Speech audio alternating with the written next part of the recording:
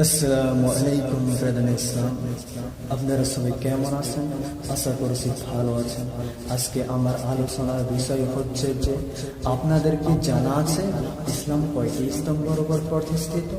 তো আমি এই মর্মে আপনাদের সম্মুখে একটি হাদিস পরিবেশন করছি।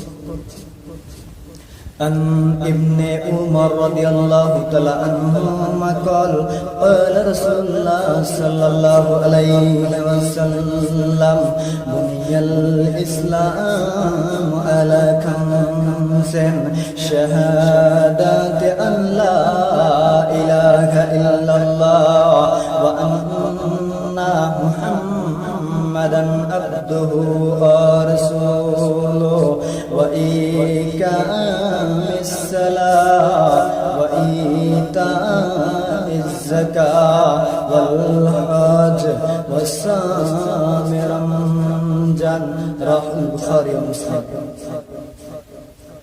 عن ابن عمر رضي الله تعالى عنهما قال ابن عمر رضي الله تعالى عنه থেকে বর্ণিত তিনি বলেন قال رسول الله صلى الله عليه وسلم রাসূল সাল্লাল্লাহু আলাইহি ওয়াসাল্লাম বলেন বুনিয়াল ইসলাম আলা খামসা, ইসলাম পাঁচটি স্তম্ভের উপর প্রতিষ্ঠিত।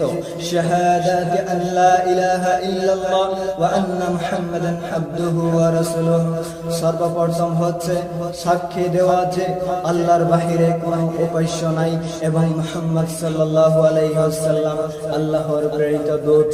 ওয়া ইকামিস সালাত, এবং নামাজ প্রতিষ্ঠা করা। ওয়া ইতাইজ যাকাত, এবং যাকাত প্রদান করা। ওয়াল হজ, হজ পালন করা। ওয়াস সাওমে রমজান, এবং রমজান মাসের রোজা রাখা।